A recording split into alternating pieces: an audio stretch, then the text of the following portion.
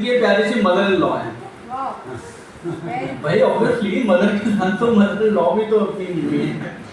और पोता है इनका आहान, और नाती है गर्वित, और नतनी है प्रिशा अग्रवाल। प्रिशा खड़ी हो जाए, वो बहुत ही प्यारी बच्ची है, देखो आप। नातिन बोले, नतनी बोले, देवती बोले, कुछ भी बोले, बहुत ही प्यारे, बहुत ही प्यारा खानदान है, बहुत ही संस्कारी महिला है। इनके लिए मैं कुछ कहना चाहता हूँ, ये कुशल होम मेकर है, एक समर्पित पत्नी और माँ है। पसीना पूछ लूँ? अच्छा, डिस्क्रिप्शन मिल गई। एक कुशल होम मेकर, एक समर्पित पत्नी और माँ है, एक प्रतिभाशाली व्यक्तित्व की मालकिन है, एक दूरदर्शी बेहतरीन नेतृत्व क्षमता वाली बॉर्न लीडर है, एक बेहद मेहनती जिम्मेदार कोच मेंबर भी है, एक सौम्य धैर्यवान और साहसी महिला है। ये आत्मनिर्भर है, दयालु है, हंसमुख है और एक संस्कारी बहू भी रही है। काम में निपुण है, आजकल इनको कोई भी काम दे दें तो मतलब मुझे नहीं लगता है उस चीज़ का कोई सानी है। बेहतरीन जज्बा रखती है, बेहतरीन सोच रखती है, और जब इनकी शादी हुई होगी आज से 30-40 साल पहले, तब भी ये आज की बात करती है। मतलब she is always 20-30 years ahead. जो इनकी मेंटालिटी है, जो सोच है, बहुत पॉजिटिव है और बेहद खूबसूरत है और समझदार है। घर हो या व्यापार हो, आप हर रोल खूबसूरती से निभाती है। अब आगे तो बहुत कुछ है, अगर मैं बोलना शुरू करूंगा तो मुझे लगता है शाम यहीं खत्म हो जाएगी, हमारी बारी नहीं आएगी। हाँ, तो मैं जिनको बुलाना चाहता हूँ, सुपर फैंटाबुलस, एक्सीलेंट, डायनामिक, इतनी खूबसूरत है ये कि इनका पता नहीं चलता कि नाती हैं इनके और मतलब नाती पोते वाली हैं, और इतनी फिट है। और मैं कॉन्फिडेंटली कह सकता हूँ कि बाकी महिलाएं हमारी जो कोच लीडरशिप सेंटर वाली हैं वो उनसे जरूर कॉम्प्लेक्स खाती होंगी। तो आपकी जोरदार तालियों के बीच मैं जिन्हें बुलाना चाहता हूँ, प्यार से मैं उन्हें मौसी कहता हूँ, इतने खूबसूरत हैं और इतने डायनामिक हैं, तो प्लीज आपकी जोरदार तालियों के बीच coach Krishna Gupta.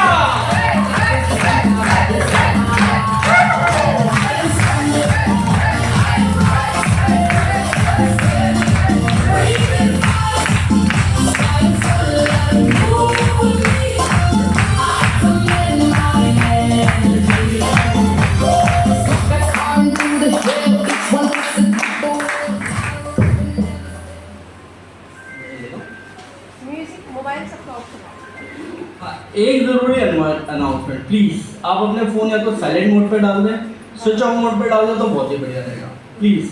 Thank you, thank you.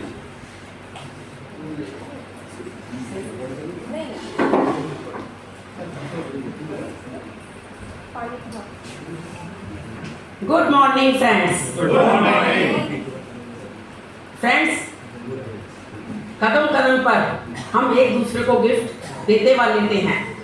क्या आप बता सकते हैं कि माता पिता का अपने बच्चों के लिए सर्वोत्तम गिफ्ट क्या हो सकता है?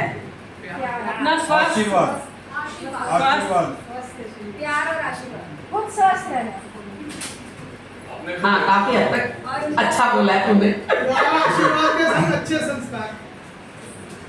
हाँ, ये सब चीजें भी अच्छी हैं, लेकिन आज मैं आपको एक ऐसे गिफ्ट के बारे में बताना चाहूंगी जो ना केवल यूनिक है बल्कि लाजवाब भी है, अमूल्य भी है। कुछ साल पहले मैंने एक 7 दिन का योग शिविर अटेंड किया था। उस शिविर के आचार्य ने एक दिन हमारे पूरे ग्रुप के साथ एक घटना शेयर की। उन्होंने बताया कि कुछ समय पहले उनके पास एक नौजवान आया और उसने बताया कि उसे अमेरिका में एक अच्छी जॉब का ऑफर मिला है, पैकेज भी अच्छा है और साथ में अन्य सुविधाएं भी मिल रही हैं। तो आचार्य ने उससे कहा, फिर तो तुम तुरंत ज्वाइन कर लो। परंतु वह युवक बोला, मेरे साथ कुछ प्रॉब्लम्स हैं। मेरी माँ को डायबिटीज़ है और पिता हार्ट पेशेंट है और मैं उनकी इकलौती संतान हूँ, तो ऐसे में उनको छोड़कर अमेरिका कैसे जाऊँ, जबकि उनकी यहाँ देखभाल करने वाला दूसरा कोई नहीं है। तो फिर आचार्य ने हमारे पूरे ग्रुप से पूछा कि ऐसे में उस युवक को क्या करना चाहिए। हम में से किसी ने कहा कि अपने पेरेंट्स को भी अपने साथ अमेरिका ले जाए, पर पेरेंट्स जाना नहीं चाहते। और किसी ने कहा कि कोई नहीं, फिर उनके लिए यहीं पर किसी नौकर बेड़ी इत्यादि का अरेंजमेंट कर दिया जाए या कहीं वृद्धाश्रम में एडमिट कर दिया जाए। और किसी ने कहा कि नहीं, उसे अमेरिका जाना ही नहीं चाहिए, यहीं अपने देश में जॉब करनी चाहिए और अपने माता पिता के प्रति अपना फर्ज निभाना चाहिए। हमने फिर उन आचार्य से पूछा कि आपने उस युवक को क्या सलाह दी। फ्रेंड्स, आप जानकर हैरान होंगे कि ऐसे धर्म संकट की घड़ी में भी उन आचार्य ने उसे कोई भी सलाह नहीं दी, अपितु हम सबको सलाह दी कि हमें अपने बच्चों को ऐसे धर्म संकट में नहीं डालना चाहिए।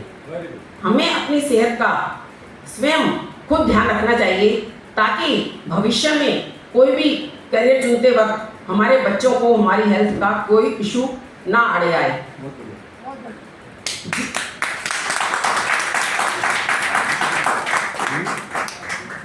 जी हाँ दोस्तों, यदि आप अपने बच्चों को कुछ गिफ्ट करना चाहते हैं तो वह है हमारी अपनी गुड हेल्थ एवं फिटनेस।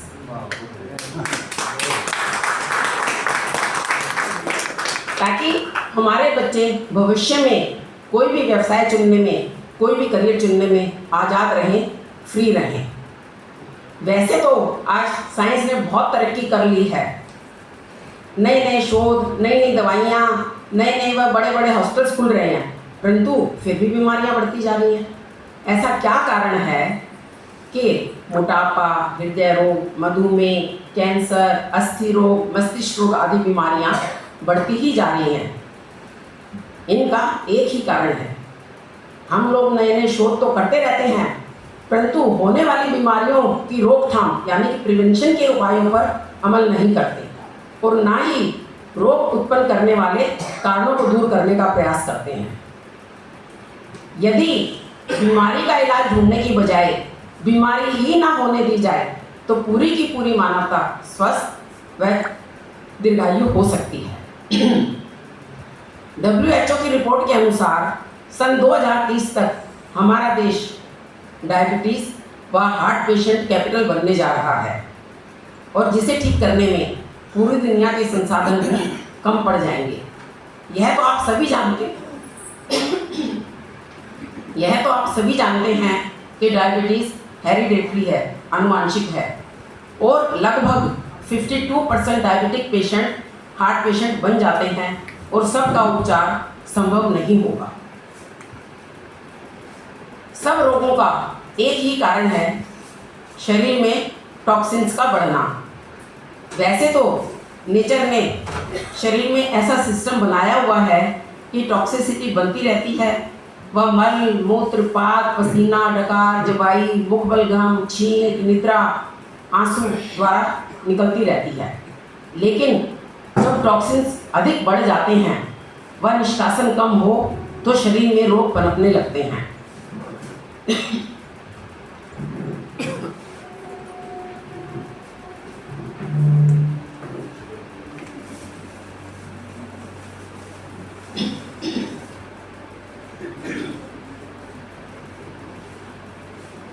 शरीर में रोग पनपने लगते हैं। टॉक्सिन्स बढ़ने का कारण है असंतुलित भोजन यानी कि इम्बैलेंस्ड डाइट, शारीरिक श्रम की कमी यानी लैक ऑफ फिजिकल वर्क, तीसरा तनाव युक्त जीवन शैली यानी स्ट्रेसफुल लाइफ। आहार ही औषधि है। आहार स्वास्थ्य का एक आवश्यक व अनिवार्य अंग है। रोगों से बचने के लिए व स्वस्थ बने रहने के लिए अपने भोजन में 4 चीज़ों का खास ख्याल रखें: timing of food, combination of food, quality of food and quantity of food. ये पुरानी कहावत है कि आधा खाइए, दुगना सोइए, तिगुना पीजिए, चौगुना हंसिए, रोग शोक के पास न बसिए।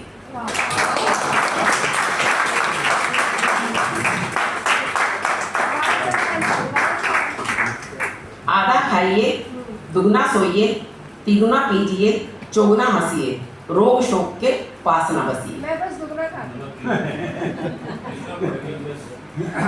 आज से 40-50 वर्ष पूर्व लोग इतने बीमार नहीं होते थे। ये सब बड़ी बड़ी बीमारियां भी नहीं होती थी। हमारे बुजुर्ग सादा जीवन जीते थे। प्राकृतिक व ताज़ा भोजन खाते थे। ना तो भोजन स्टोर करने के लिए फ्रिज थे और ना ही खाना गर्म करने के लिए माइक्रोवेव। ताज़ा बनाया, ताज़ा खाया, खुली ताज़ा हवा में सांस लेते थे और खूब फिजिकल वर्क होता था, खूब फिजिकल वर्क होता था। आजकल fridge, TV, AC, mobile, computer, laptop, mixer, grinder, अनेक भौतिक सुविधाएं हो गई हैं, जिनके प्रयोग से हमारा जीवन तो सुगम अवश्य हुआ है, किंतु साथ साथ बीमारियां भी बढ़ती जा रही हैं, क्योंकि हमारी फिजिकल एक्टिविटी बहुत कम हो गई है,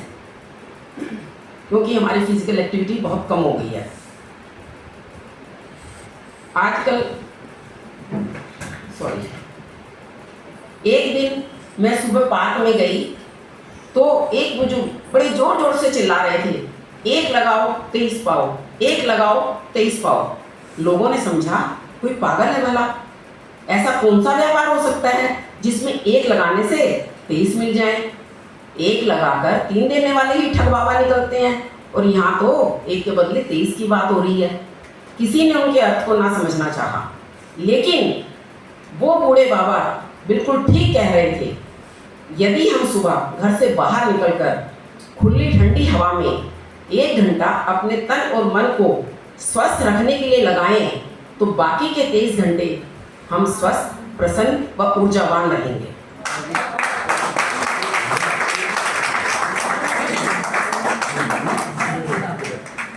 यानी 1 घंटा लगाएं और 23 घंटे के लिए स्वस्थ तन और मन पाएं। तमाम साधु महात्मा कहते हैं निस्वार्थ होइए, लेकिन मैं कहती हूँ थोड़ा स्वार्थी बनिए। प्रतिदिन 1 घंटा केवल सिर्फ अपने लिए, केवल अपने लिए जिए। यदि आप 1 घंटा अपने तन और मन को स्वस्थ रखने के लिए लगाते हैं, तो बाकी के 23 घंटे आप अपने परिवार, समाज व देश के लिए अच्छा कार्य कर पाएंगे। उचित खान पान और फिजिकल एक्टिविटी के साथ साथ हमें स्ट्रेस मैनेजमेंट भी सीखना होगा। आज की मॉडर्न ज़िंदगी में स्ट्रेस एक ऐसा अभिशाप है जिसकी वजह से सब बीमारियां होती हैं। स्ट्रेस को हटाने के लिए, स्ट्रेस ना केवल हमें शारीरिक रूप से बल्कि मानसिक रूप से भी खोखला कर रहा है।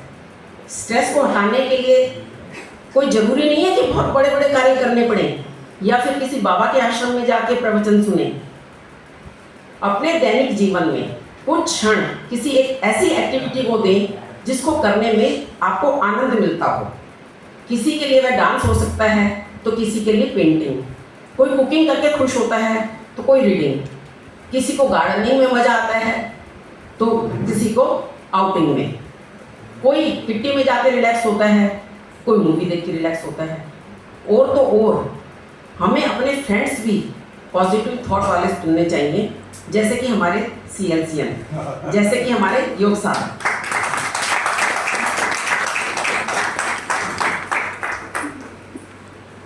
फ्रेंड्स, आप माने या ना माने, लेकिन ये एक वैज्ञानिक तथ्य है कि 90% बीमारियों को हम उचित खान पान, मॉर्निंग वॉक, योग, प्राणायाम, ध्यान द्वारा दूर भगा सकते हैं और एक स्वस्थ व प्रफुल्लित जीवन जी सकते हैं।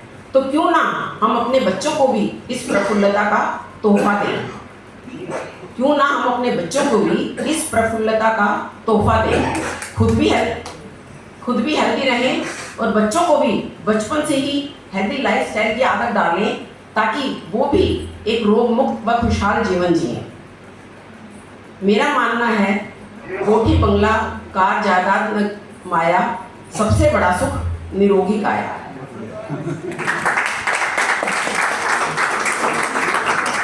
तो आओ आज से, अभी से हम ये प्रण लें और इस दिशा में प्रयासरत हों अपने बच्चों को ये गिफ्ट देने के लिए। धन्यवाद।